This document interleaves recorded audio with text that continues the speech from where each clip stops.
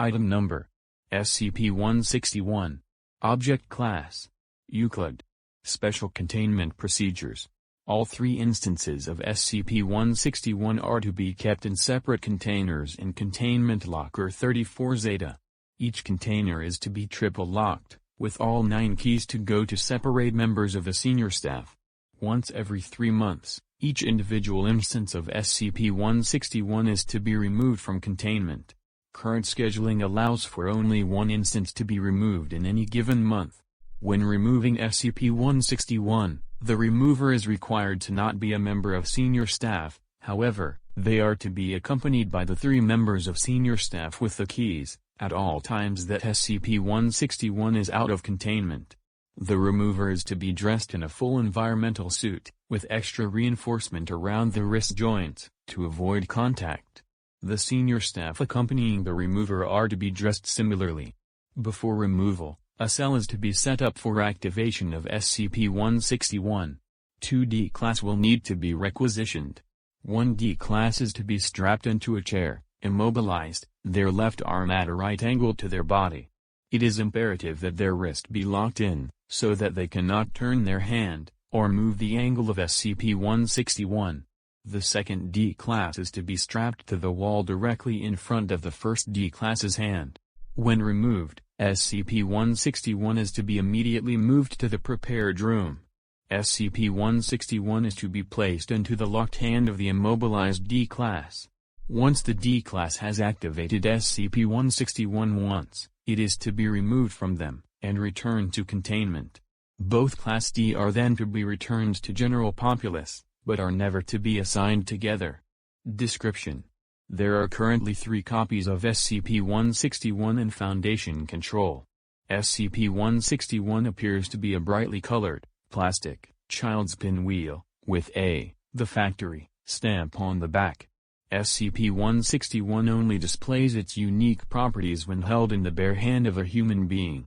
Approximately 3 to 7 seconds after grasping SCP-161, the holder will find himself made aware of how to activate the device.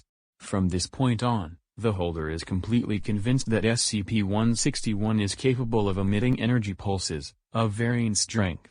This conviction only affects the bearer, as no one else can see these pulses, nor do they appear to do any actual damage. However, anything the wielder destroys with these energy pulses becomes no longer capable of affecting the wielder, even when no longer in contact with SCP-161.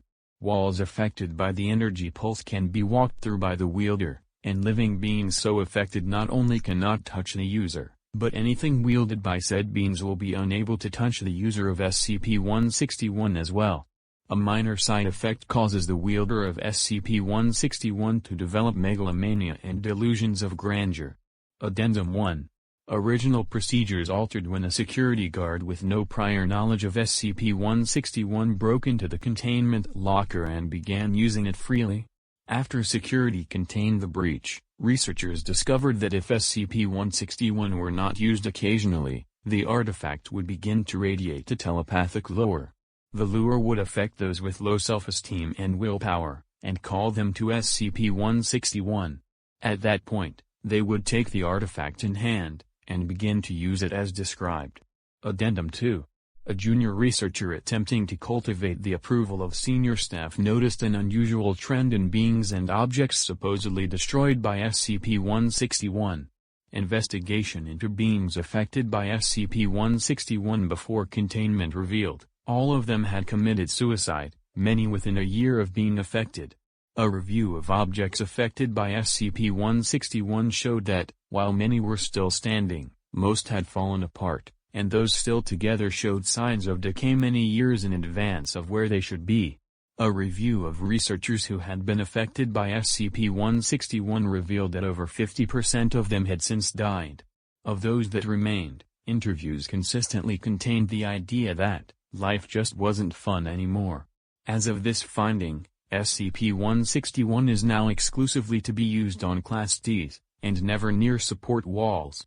Use of SCP-161's effect for the acquisition of SCP objects that create an environment hostile to terrestrial life, including SCP-2933, Has been proposed by several research staff. Approval denied.